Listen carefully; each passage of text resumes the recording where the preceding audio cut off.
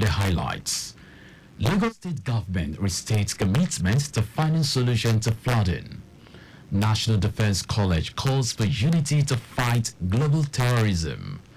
On the foreign scene, landslides, massive flooding killed 60 people in Brazil. And in sport, Nottingham Forest defeats Sheffield United to boost survival hopes. Now the details. I am John Omoaka.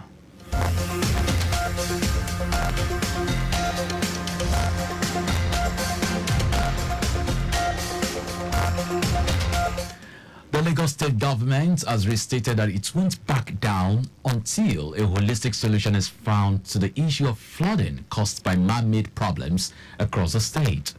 Commissioner for the Environment and Water Resources, Tokunbo Wahab, stated this in an interview after an inspection tour to System 1 drainage channel midstream, Odoyolaru Aruwojobe Estate and Mende Villa Estate, Maryland section. The tour is aimed at taking a second look at the alignments and putting a human face to ongoing enforcement along the System 1 corridor. Wahab explained that the System 1 drainage channel midstream, which cut across Ogudu, Ojota, Ifako, Bagada, Maryland, and Ojota, was with a setback of 140 meters that has now been reduced to 100 meters to reduce collateral damages. He added that the original dimension was 140 meters for the drainages, but the state government is willing to put a human face to the enforcement process by moving 60 meters to Ogudu, Maryland section, and 40 meters to Ogudu, Odoyolaru section, which makes it 100 meters. According to the commissioner, flooding, noise pollution, and the unlawful blockage of drainage channels represent critical challenges that have negative impacts on the lives of our citizens that must be tackled in order to have an aesthetic environment. The Lagos State government has again reiterated that the financial assistance given by the Lagos State Employment Trust Fund, LSETF, for business owners remains a loan that must be repaid within the stipulated time.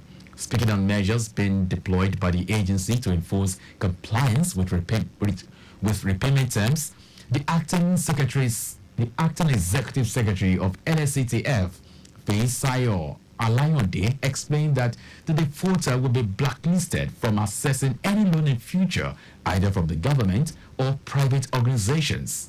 Alayonde said the agency also has a section that is dedicated to educating prospective applicants on the terms and conditions attached to the loan, and also inform them that the loan is neither an entitlement nor free money that wouldn't be accounted for. She said the requirements needed by the prospective applicants to benefit from LSETF loan include LASTRA number, BVN, NIN, and government-issued ID card. Alayonde added that in some other cases, the applicant will be required to make a down payment of a refundable 5% equitable contribution and also present a certificate from the Corporate Affairs Commission, CAC, depending on the amount of loan being applied for. Lagos State Office for Disability Affairs, LASODA, has again called on stakeholders in the disability community to advocate for policies and initiatives that promote diversity, equity, and inclusion in the workforce. General Manager of LASODA, Adenike Oyetunde Lawal, made a call during the commemoration of the International Workers' Day event organized by Project Enable Africa. Oyetunde Lawal highlighted the importance of inclusivity and the huge role it plays in the growth of the economy, enjoining employers of labor to endeavor to include a percentage of persons with disabilities, PWDs, in their organizations. She said the pivotal role which diversity, equity, and inclusion play in shaping the work environment and the economy at large cannot be overemphasized, pointing out that every individual, regardless of disability, has a role to play in the development of the society. The National Drug Law Enforcement Agency has seized not less than 115,244 kilograms of illicit drugs from January to March 2024.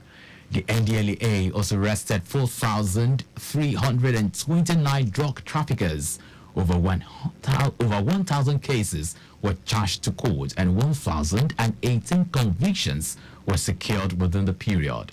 These figures were contained in data obtained exclusively by correspondents from the agency.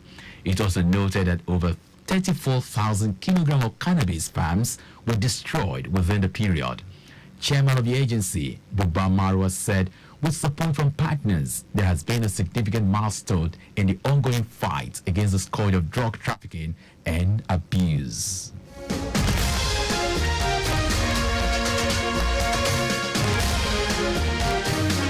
Now to the rest of the stories. The Commandant of the National Defense College, Olumuyiwa Olotu, has asked countries around the world to be united to fight global terrorism. Olotu said since terrorism affects all the countries, it must be faced holistically with oneness of spirit and purpose. The Commandant said this during an interview with journalists at the International Day for Allied Participants of the NDC Course 32 to showcase their culture and cuisine.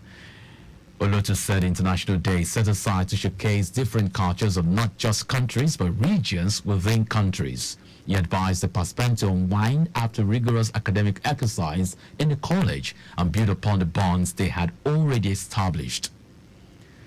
The Nigerian National Petroleum Corporation has blamed the lingering fuel scarcity in the country on panic buying and sharp practices by some petroleum marketers who are exploiting the present situation to make more money. The company also vowed that fuel queues across the country would end next week, noting that it had enough liters of fuel to end the scarcity. Petroleum marketers disagree with the position of the NNPC, insisting that inadequate supply is a major reason for the persistent fuel scarcity. It will be recalled that NNPC spokesperson Femi Shonaye assured that the ongoing shortage in supply of petroleum products and queues for the products will be cleared by May 1. According to him, the company had more than 1.5 billion liters of petroleum products available, enough to last for at least 30 days. He added that some individuals might be exploiting the situation to maximize profit. Troops of the Army, in conjunction with sister services and other security agencies, have neutralized and improvised explosive devices, IED experts of the Indigenous People of Biafra, IPOB, and its armed affiliate Eastern Security Network in Osu Itiakwa, Osu local government area of Imo State. The troops, comprising the Nigerian Army, Navy, Air Force, Nigerian Police, Department of State Services, and the Nigerian Securities and Civil Defense Corps, were on a clearance operation around Uda, Identa, Ituakwa, and Awo Idemili in Osu local government area of Imo State. They made contact with the dissidents who opened fire, lobbed handheld IEDs, and launched locally made rockets or Bunugwe at the advancing troops. According to Army spokesman Oyema Nwachiku, while troops advanced, several IEDs were detonated by the terrorists who fled in disarray. One of the dissidents was neutralized while connecting the explosive to its power source. Items recovered include locally made rocket launchers, diffused IEDs, pipes, wires, and other materials used in the production of explosives. Uwachiku assured that the Nigerian Army will continue to conduct its operations to deter the irredentists from freedom of action. Now to foreign news. Massive flooding and landslides triggered by days of heavy rain in Brazil's southernmost state have killed 56 people. Officials say about 67 people are missing in Rio Grande do Sul. Nearly 25,000 residents have been forced to leave their homes since the storms began last Saturday. At least 500,000 were without power and clean water, with further rainfall expected. The extreme weather has been caused by a rare combination of hotter than average temperatures, high humidity, and strong winds. Now sports. Super Eagles duo Taiwo Awoniyi and Ola Aino were in action for Nottingham Forest, who gave their relegation fight a big boost with a 3-1 win at Sheffield United.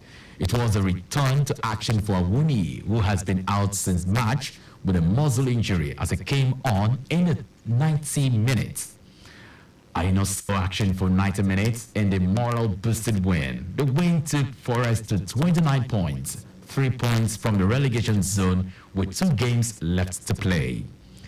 Berenstain Diaz gave Sheffield the lead in the 17th minute, but Kalam Hudson Odoi drilled Forest leveled on the 27th minutes. And that's our news. But just before we go, please do not drive beyond specified speed limits. You can follow us and like all our various social media platforms. X, Traffic Radio 961. Instagram, Lagos Traffic Radio 961. Subscribe and watch our news and programs live on YouTube at Traffic Radio 961. You can also visit our website at trafficradio961.ng. Did you know that the Sanwo-Olu administration trained 78 persons and placed 12 under the Talent Development Program? TDP, a student loan program aimed at training young persons in tech skills and placing them in employment? You can get more details on the Lagos State Government website. To end the news, here are the highlights of the major stories.